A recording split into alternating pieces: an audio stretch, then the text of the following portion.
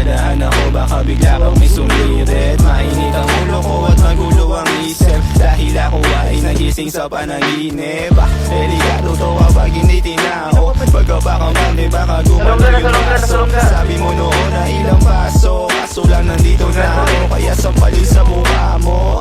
Bakit para bang ikaw ay naingkanto? Tingnan mo mukha mo, magana bawat kanto. Ang sabi ko sa inyo, ilayo nyo to sa tao, habang pinapalo ko na lang doon yung sako.